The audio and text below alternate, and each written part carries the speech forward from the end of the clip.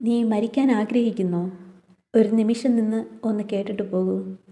ജീവിത പ്രതിസന്ധിയിൽ തളർന്നു പോകുന്നു എന്ന് തോന്നുമ്പോൾ നമുക്ക് ശരിയെന്ന് തോന്നുന്നത് പറഞ്ഞുകൊണ്ടിരിക്കണം.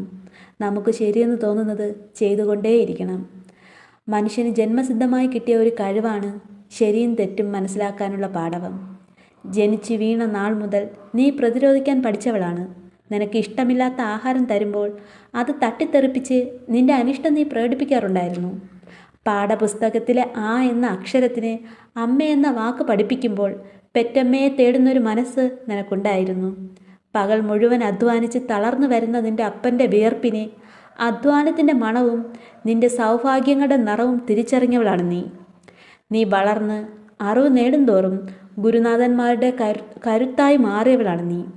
നിനക്ക് താങ്ങാൻ കഴിയാത്തതായും നേടാൻ കഴിയാത്തതായും ഈ ലോകത്ത് ഒന്നും തന്നെയില്ല. നീ നിന്റെ കർത്തവ്യം ചെയ്യുക, ശരി മാത്രം തിരഞ്ഞെടുക്കുക. നിന്റെ മുമ്പിലേക്ക് കടന്നു വരുന്ന ഒട്ടനവധി പ്രതിസന്ധികൾ ഉണ്ടാകും. തരണം ചെയ്യാൻ, എല്ലാം പ്രതിരോധിച്ച് മുന്നോട്ട് പോകാൻ നിനക്ക് മറ്റാരുടെയും മോട്ടിവേഷൻ ആവശ്യമില്ല. നീയായിട്ട് തന്നെ തുടരുക. നോ പറയേണ്ടടുത്ത് നോ പറയുക തന്നെ ചെയ്യുക. അവിടെ വ്യക്തികളെയോ അവരുടെ പദവികളെയോ പണത്തെയോ വില കൽപ്പിക്കേണ്ടതില്ല.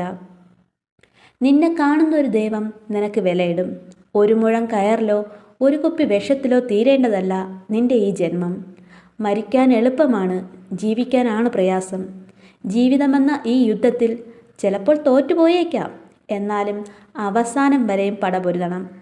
മരണത്തിൽ അഭയം തേടുന്ന ഭീരുവായിട്ടല്ല, അവസാനം വരെയും യുദ്ധം ചെയ്യുന്ന യോദ്ധാവായിട്ടാണ് ആകണം ഈ ലോകം നിന്നെ കാണേണ്ടത്.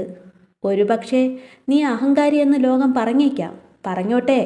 നീ കൊള്ളരുതാത്തവളെന്ന് പറഞ്ഞോട്ടെ. പക്ഷേ അപ്പോഴും നിനക്ക് നെഞ്ചിൽ കൈവച്ച് പറയാൻ കഴിയണം, ഞാൻ ശരിയാണ്, എൻ്റെ മനസാക്ഷിയെ ഞാൻ പണയപ്പെടുത്തിയിട്ടില്ല എന്ന്. ഞാൻ തളരില്ല, എനിക്ക് ഇനിയും ഒരുപാട് കാര്യങ്ങൾ ചെയ്തു തീർക്കാനുണ്ട്. ഞാൻ മുന്നോട്ട് തന്നെ പോകും. നിന്നെ പോറ്റി പുലർത്തിയ അപ്പന് താങ്ങായും അമ്മയ്ക്ക് തണലായും നിന്റെ കൂടപ്പിറപ്പിനും മക്കൾക്കും കുടുംബത്തിനും നിനക്ക് ചുറ്റുമുള്ള എല്ലാവർക്കും മുമ്പിൽ ഒരു കെടാവിളക്കായി നിനക്ക് ഇനിയും ജീവിതം ഒരുപാട് ബാക്കിയാണ്. ഒരു ചെറു പുഞ്ചിരിയോടെ നിനക്ക് ദൈവം തന്നിരിക്കുന്ന ഈ ആയുസ്സിനെ നീ തല്ലിക്കെടുത്താതെ മുന്നോട്ട് കൊണ്ടുപോകുക.